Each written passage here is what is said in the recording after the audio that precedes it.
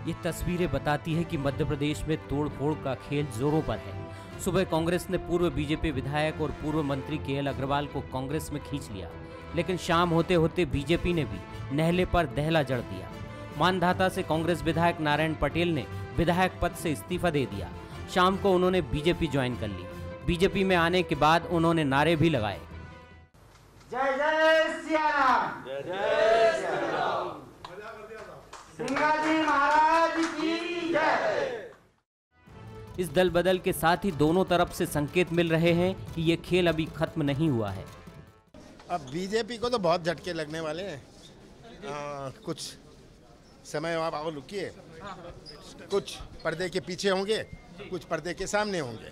मेरे पास 24 घंटे 26 घंटे नहीं, चलो चलो चलो चलो, बहुत लोग चल रहे हैं, वहां से निकल रहे हैं। अब जो चलो चलो करेगा वो करेंगे क्या? इसके पहले बीजेपी ने कांग्रेस को दो बड़े झटके दिए। प्रद्युमन लोधी और सुमित्रा देवी विधायक पद से इस्तीफा देकर बीजेपी में आ चुकी है। कांग्रेस बीजेपी पर खरीद फरोख्त का आरोप लगा रही है, लेकिन बीजेपी कहती है कांग्रेस अपना घर नहीं संभाल पा रही है। ओंकारेश्वर में 150 करोड़ रुपए की स्वीकृति कमलनाथ जी ने दी थी, जो इनका क्षेत्र है नारायण पटेल का 150 करोड़ रुपए। तो फिर काहे की नाराजगी? वकील बने, आपके नोटरी बने, आपके सब काम हुए। ये केवल पैसे की भूख है और भारतीय जनता पार्टी का भ्रष्टाचार है। कमलनाथ जी की सरकार बनने के बाद सबसे पहले उन्होंने प्रयास भारतीय जनता पार्टी के हमारे दो विधायकों के ऊपर प्रयास किया, एक शरद कौल जी, दूसरा नारायण त्रिपाठी जी। हम लोग देख रहे हैं, जब शुभ अंक हो जाएगा तो उसके बाद फिर देखेंगे। अभी शुभ अंक होना बाकी है, अभी शुभ अंक होना बाकी है। आरोप प्रत्यारोप अपनी जगह है, लेकिन सिंधिया के पार्टी छोड़ने के बाद से जिस तरह से कांग्रेस खाली हो रही है, उसके लिए ये बड़ा चिंता का सबब है। दूसरी तरफ बीजेपी जिस तरह से कांग्रेस नेताओं का पलक पावड़े बिछाकर स्वागत कर रही है, वो दिखाता है कि उपचुनाव से पहले वो बड़ा मनोवैज्ञानिक दबाव बनाना चाहती है। अब देखना होगा कि सियासी तोड़फोड़ का ये खेल कहां जाकर खुलता है। नमस्कार, मैं हूं शरद द्विवेदी और हमारा आज का मुद्दा है कन्हैया के बदले नारायण। 70 के दशक की जो फिल्में थीं, 80 के दशक की फिल्में, उनमें बड़ा चर्चित इस तरह का संवाद होता था, बरखुरदार तुमने हमारे 2 आदमी तोड़े, हम तुम्हारे 4 आदमी तोड़ेंगे। मध्य प्रदेश में लग रहा है कि हम सियासत में वही कहानी देख रहे हैं। कन्हैया कांग्रेस में आ जाते हैं तो नारायण नारायण नारायण बीजेपी में चले आते हैं, और मुख्यमंत्री शिवराज सिंह चौहान कहते हैं नारायण का कांग्रेस में क्या काम है, नारायण को तो हमारे यहाँ ही होना चाहिए, और नारायण तो हमेशा से ही धर्म पताका और धर्म नैतिकता के साथ रहते चले आए हैं, तो बीजेपी के साथ रहेंगे। ये सिलसिला कहाँ तक जाएगा, कैसे जाएगा, कब थमेगा? शिवराज जी ये भी कहते हैं कि कांग्रेस तो अब टूटन पार्टी हो गई है, चलो चलो चलो चलो, जब चलो चलो का नारा है तो वहाँ रुकेगा कौन? कमलनाथ जी कहते हैं अभी तो शुरुआत है, देखते जाइए कौन कहाँ तक जाता है। लेकिन इतना तय मानिए कि इस समय जो असंतुष्ट हैं या जिनको लगता है कि उनको अपनी पार्टी में आनंद नहीं आ रहा है, ऐसे लोगों की बन आई है। बस सिर्फ उनके मुंह से एक आवाज़ निकली कि मज़ो नहीं आ रहा है गुरु पार्टी में। अरे मज़ा नहीं आ रहा, क्या हो गया? ओ जमाएं क्या आपकी सेटिंग? हाँ साहब जम जाएगी, बिल्कुल बढ़िया सेटिंग हो जाएगी, आप बताइए तो। और अगर आप विधायक हैं तब तो सोने पे सुहागा है। एक तरफ कांग्रेस लाल कालीन बिछाकर अपने विधायकों को रोकने की कोशिश कर ही रही है, और दूसरी तरफ बीजेपी तो पता नहीं क्या क्या बिछाकर इंतजार कर रही है। लेकिन ये क्या लोकतंत्र के लिए ठीक है? और जनता इस खेल को देख रही है, तो जनता क्या सोच रही है? और सबसे बड़ा प्रश्न जो इसके पीछे कहीं छिप ना जाए, वो भी हम आपके सामने रखेंगे कि क्या कांग्रेस एक बड़े विघटन की तरफ बढ़ रही है? क्या उसके जनप्रतिनिधि ये मान रहे हैं कि सरकार खासतौर से गिरने के बाद कि कांग्रेस का सुनहरा दौर जा चुका है और अब बहुत कठिन है उस दौर की वापसी, और इसीलिए घबराहट में, बेचैनी में वो दल बदल रहे हैं? कई बड़े प्रश्न हैं, लेकिन इन सारे प्रश्नों को ध्यान में रखना पड़ेगा। नैतिकता के भी प्रश्न हैं, लोकतंत्र के भी प्रश्न हैं, कांग्रेस के अस्तित्व के भी प्रश्न हैं, और बीजेपी के बहुत ताकत के साथ अपने विपक्षी दल पर हमला करने से जुड़े भी प्रश्न हैं। जो मेहमान हमारे साथ हैं, आइए उनसे मुलाकात कर लीजिए। हमारे साथ हैं भारतीय जनता पार्टी के वरिष्ठ नेता और पूर्व सांसद भागीरथ प्रसाद जी, जो अखिल भारतीय प्रशासनिक सेवा के अधिकारी भी रहे हैं, सेवानिवृत्त, और एक बहुत ही कॉम्पिटेंट ऑफिसर की छवि रखकर वो आगे बढ़ते रहे हैं और राजनीति में दल बदल की एक एक्सरसाइज से भी वो गुजरे हैं। तो हम ज़रूर उनसे जानेंगे कि वो कौन सी मनोदशा होती है कि जब व्यक्ति एकदम से निर्णय कर लेता है कि ये पार्टी मेरे लिए उपयुक्त नहीं है। बृजेंद्र सिंह राठौर जी हैं हमारे साथ, कांग्रेस के सीनियर लीडर और कैबिनेट मिनिस्टर पूर्व, वो भी हमारे साथ हैं और बड़ी पीड़ा से देख रहे होंगे इन सारी चीज़ों को, उनका भी स्वागत है। और इंदौर से हमारे साथ हैं हर्षवर्धन प्रकाश, जो एक युवा पत्रकार हैं, जो राजनीतिक विश्लेषक के नाते भी एक गंभीर दृष्टि रखते हैं। हर्षवर्धन जी, पहली एक छोटी टिप्पणी आपकी लेकर मैं भागीरथ प्रसाद जी और फिर बृजेंद्र सिंह जी की तरफ चलूंगा। किस तरह देखते हैं आप राजनीति का ये मंजर, कांग्रेस की स्थिति और बीजेपी का एक हमलावर रवैया और नजरिया? जी हर्षवर्धन जी। जी शरद जी, पहली बात तो ये कि एक बड़ी मशहूर कहावत है कि राजनीति जो है वो संभावनाओं का खेल है, लेकिन क्या राजनीति जनभावनाओं का विषय रह गया है? दल बदल की बात हम करें तो जिस विधायक को जनता अपने सिर आंखों पर बिठा के जिताती है, विधानसभा भेजती है, क्या वो विधायक दल बदलने से पहले, विधानसभा से इस्तीफे से पहले जनता के मन की थाह लेता है? क्या नहीं लेता है। ये दुनिया के सबसे बड़े लोकतंत्र की सबसे बड़ी त्रासदी मैं कहता हूं इसको, कि जिस जनता ने आपको एक सदन में पहुंचाया, आप लापता हो जाते हैं, आप बिल्कुल अनरीचेबल हो जाते हैं और एक दिन आप कहीं ना कहीं किसी पार्टी के दफ्तर में नमूदार होते हैं कि साहब हमने दल बदल लिया है। दूसरी बात ये कि जिस तरीके से भाजपा सत्ता में आई है, कमलनाथ सरकार गई है, उसके बाद कांग्रेस में जिस किस्म की उथल पुथल मची है, जैसे कि आपने अपने शो के इंट्रो में भी कहा कि एक मनोवैज्ञानिक दबाव तो कांग्रेस पे बन ही गया है। उपचुनाव 27 सीटों पे होने हैं, या 27 होंगे या 30 होंगे और ज़्यादा होंगे, ये आने वाला वक्त बताएगा। आपको बताऊँ, निमाड़ क्षेत्र के एक विधायक जो हैं वो भी लापता बताए जाते हैं।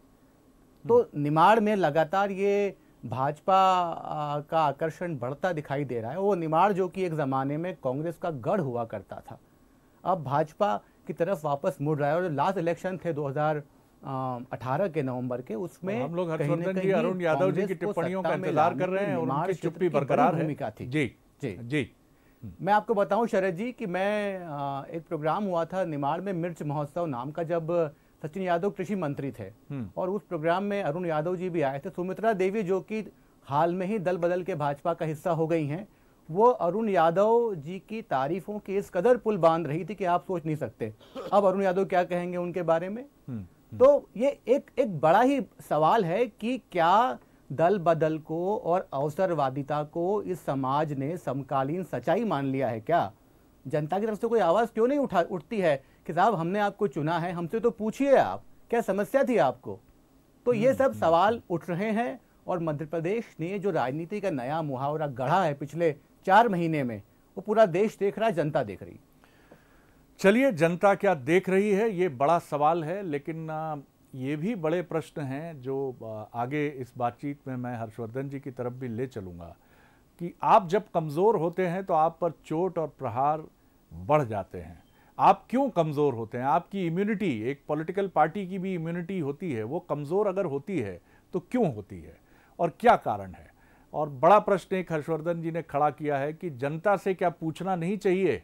जब आप कोई बड़ा फैसला कर रहे हैं तो क्या आप क्षेत्र की जनता के बीच जाते हैं या वहाँ जनता गायब हो जाती है? मैं रुक करता हूँ भागीरथ प्रसाद जी के तरफ।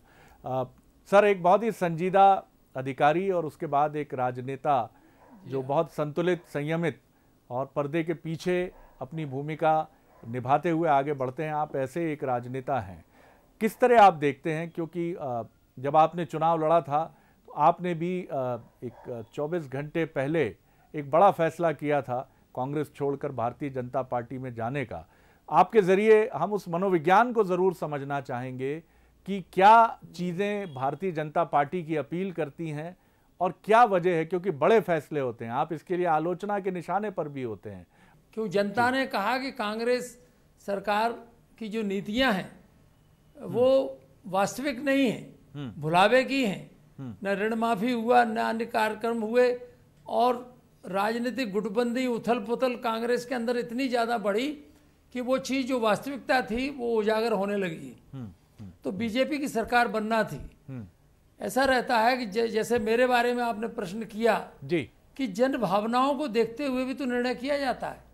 जनता क्या चाह रही है? आज भारतीय जनता पार्टी की एक मान्यता है, स्वीकार्यता है जनता में, तो उसको लेकर के ही कांग्रेस के जो एमएलए हैं वो बीजेपी में जुड़ रहे हैं। और निश्चित रूप से बीजेपी की मजबूत सरकार, एक ऐसी गरीबों के हितैषी नीतियों की सरकार, किसानों के हित की सरकार, उसके पक्ष में कांग्रेस के एमएलए जुड़ रहे हैं। आप सिंधिया के नेतृत्व में एकदम 22 एमएलए जुड़ जाना, 22 एमएलए त्यागपत्र दे देते हैं विधानसभा से जी, ये कितना बड़ा परिवर्तन है एक नेता के कहने से।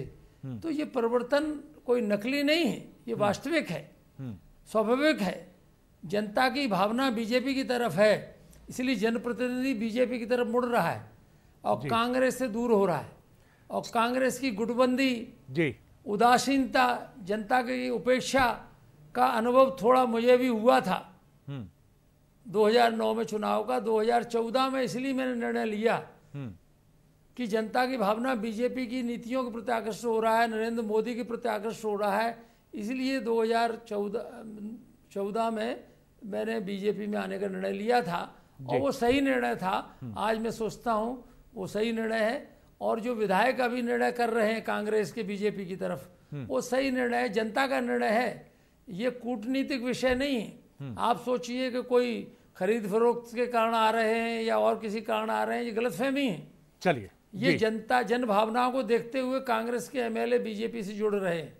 हाँ, मैं लौटूंगा आपकी तरफ, फिर कुछ और सवाल होंगे। बीजेपी की मजबूत सरकार होगी, वो जनता का जी, लेकिन आपने एक महत्वपूर्ण बात कही है कि ऐसी योजनाएं मजबूती से लागू होंगी कि गुटबाजी, मध्य प्रदेश का विकास होगा। और दूसरी चीजों को आपने कांग्रेस में देखा 2009 में, और 2009 से 14 के बीच में आपको लगा कि मेरी चॉइस ठीक नहीं है और मुझे आगे बढ़ना चाहिए। अब ये अलग बात है कि टाइमिंग कुछ ऐसी हो गई कि 24 घंटे पहले आपने ये निर्णय लिया, जिसकी वजह से शायद आपके प्रशंसकों को भी कुछ ठेस पहुंची और आपके आलोचकों को मौका मिला कि वो आप पर प्रहार कर सकें। लेकिन ये राजनीति का हिस्सा है और इससे टकराना हर राजनेता का धर्म है और इसका जवाब देना ही पड़ता है। वो उनके निर्णय उनके टिकट देने में विलम्ब हुआ जी, इसलिए आप आगे बढ़े। चलिए, उनके टिकट देने में विलम्ब हुआ था, ये भी आपने खुलासा किया, क्योंकि कांग्रेस का दावा ये था कि आपके लिए तो सब कुछ जारी हो चुका था। चलिए, मैं बृजेंद्र सिंह राठौर जी की प्रतिक्रिया लेता हूं। गहन चिंतन मनन के साथ सुन रहे हैं और आज एक विचार की मुद्रा भी है, क्यों नहीं होगी। एक वरिष्ठ नेता हैं और अपनी पार्टी के इस मंजर को कोई भी वरिष्ठ नेता, उससे प्यार करने वाला नेता इस सूरत हाल को तो बिल्कुल नहीं देखना चाहेगा, कतई नहीं देखना चाहेगा। लेकिन क्या सोचते हैं वो और क्या उम्मीद की किरण उनके मन में है, ये मैं जरूर जानना चाहूंगा। जी बृजेंद्र जी।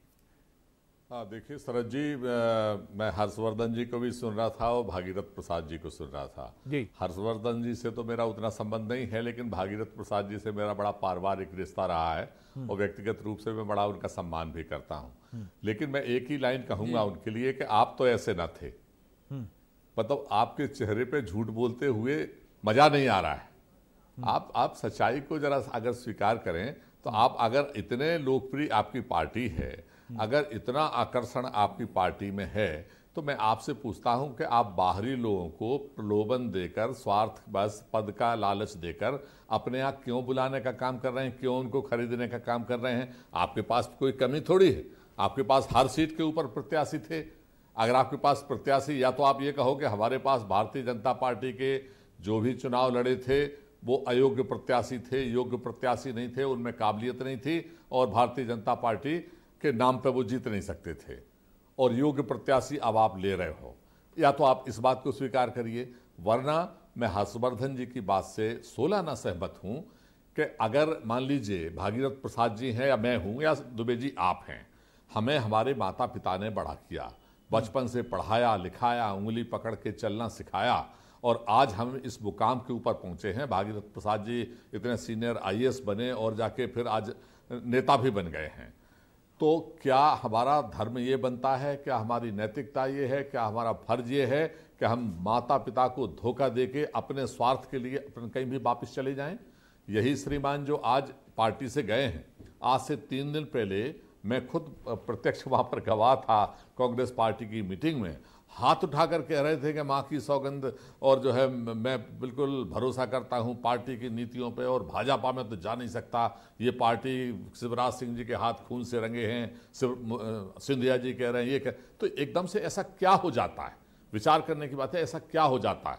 मैं कांग्रेस की अगर बात करूं, मैं बिल्कुल स्पष्ट तरीके से कहना चाहता हूं कि हम लोग भी इसके ऊपर गंभीरता से चिंतन करेंगे कि हमारी कहाँ कमी है। अगर हमारी कमी है तो हमें कोई दूर करने में कोई परहेज नहीं है, हम उसको भी सुधार करेंगे।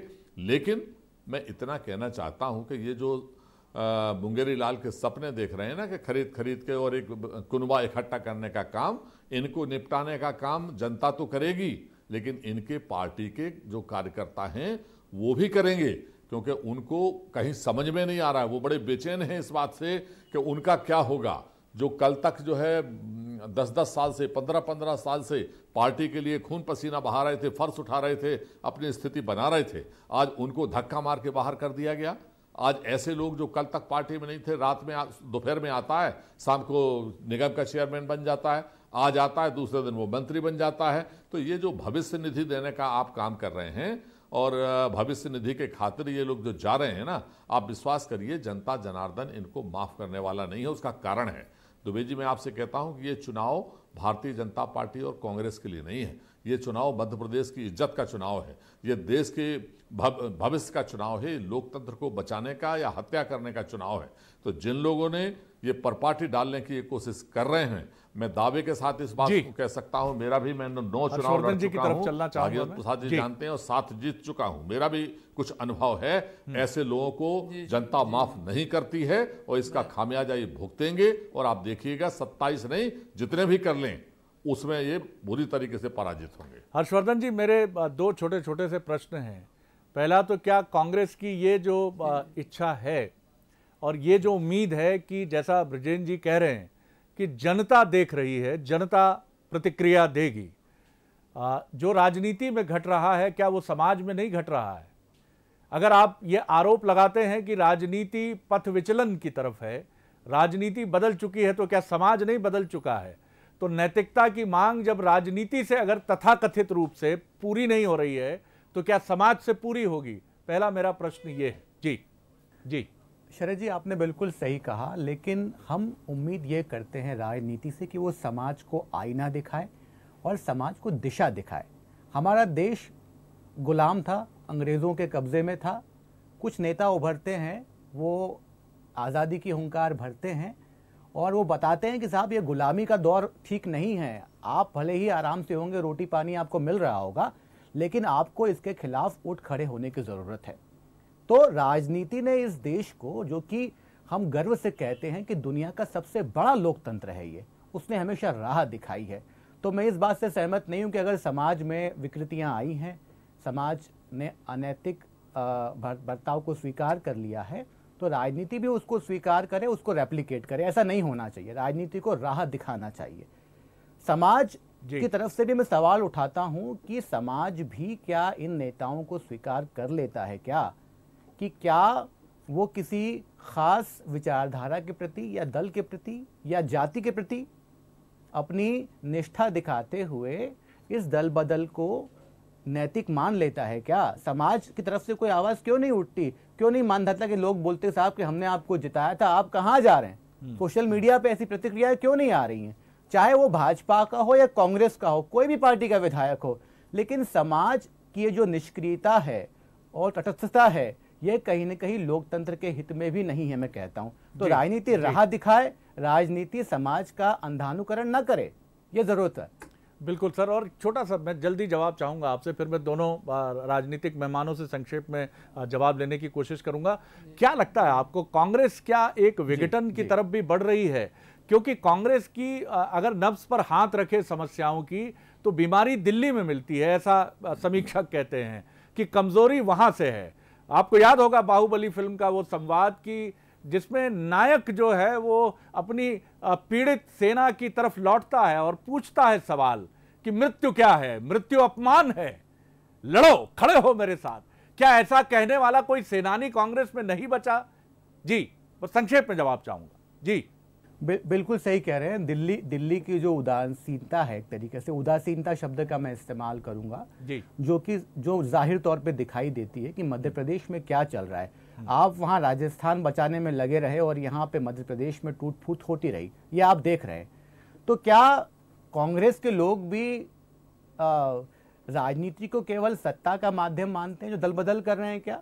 क्या वो सेवा और संघर्ष का माध्यम नहीं मानते क्या? अगर भाजपा सत्ता में है, उपचुनाव होने वाले हैं, आप जनता के बीच जाइए, उनको बताइए ये गलत है, हम सही है।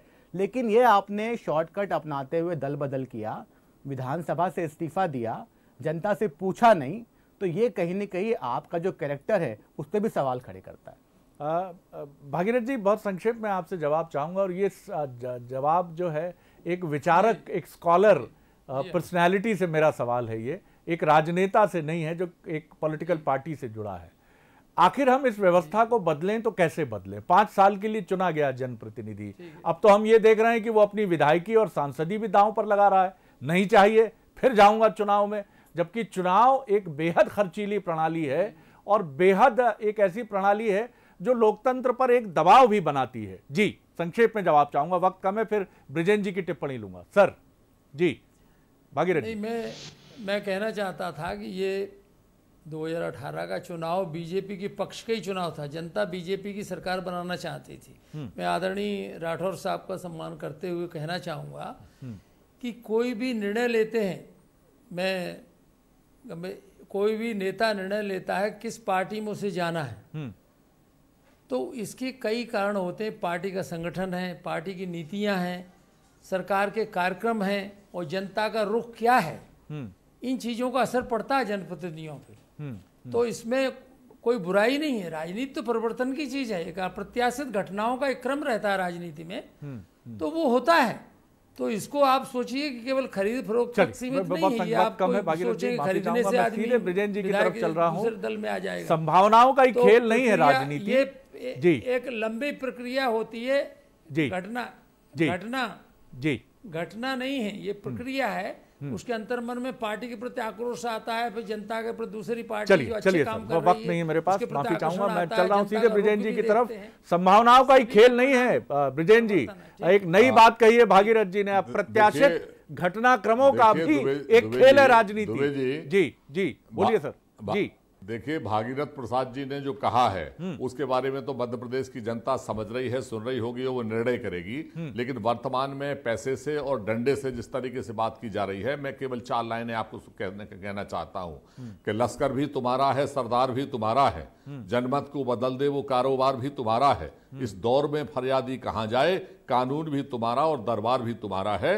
ये स्थिति मध्य प्रदेश में और पूरे देश में आज बन रही है। शेर में बेबसी नजर आ रही है। खत्म करने की नीति जो आप बनाने का काम कर रहे हो, जी नहीं, बेबसी नजर बिल्कुल नहीं आ रही है। आप विश्वास करिए, मैं कोई इससे नहीं, अब मैं मतलब समय कम है इसलिए मैं टिप्पणी ज्यादा नहीं कर सकता, लेकिन मैं दावा ये कर सकता हूं कि जनता जनार्दन के ऊपर भरोसा हमें है और ये सबक मिलेगा। भागीरथ प्रसाद जी ने ये नहीं कहा कि क्या जनता से पूछा था कि हम दल बदल कर रहे हैं। जो हमारे पत्रकार साहब हैं, इन्होंने जो बात कही उसका जवाब नहीं दिया।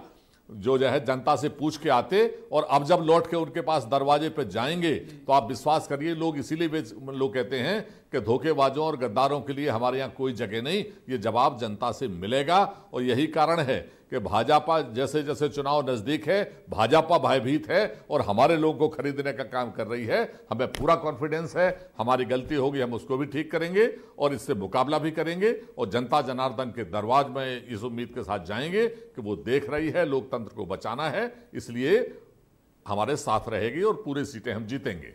आपकी अंतिम पंक्तियों में जिस किस्म का एक ओजपूर्ण वक्तव्य रहा और जिस तरह से आपकी आंखें चमकी, कांग्रेस को इस ओज के साथ बुद्धिमता के तेज की भी आवश्यकता है। ये कहने के अधिकारी हम नहीं हैं। कांग्रेस के आप जैसे बुद्धिमान नेता शायद इस वक्त यही सोच रहे होंगे और संकट आते हैं, संकटों से जूझना ही मनुष्य की, संगठनों की नियति है। बीजेपी एक समय 1 सांसद 2 सांसदों की पार्टी रही है और वहां से निकलकर 1980 से सफर शुरू करके दो से आज ये पार्टी कहां पहुंची है। और 130 साल से ज्यादा पुरानी कांग्रेस ने ऐसे कई उतार चढ़ाव देखे हैं। लड़ाई जारी रहेगी, लेकिन लड़ाई के जो नियम हैं वो कई बार टूटते भी हैं। आपको उसमें भी सिद्धहस्त होना पड़ता है कि चक्रव्यूह के मानक क्या हैं और कहां नियम बनेगा और कहां नियम टूटेगा। और इसके साथ एक कुशल नेतृत्वकर्ता जो है हर लड़ाई का एक नायक होता है। और मैं कैसे कहूं कि क्या कांग्रेस को इस वक्त केंद्रीय राजनीति में इसकी जरूरत है, ये जनता तय करे और आप जैसे सीनियर लीडर तय करें। आप तीनों पैनलिस्ट का बहुत बहुत धन्यवाद।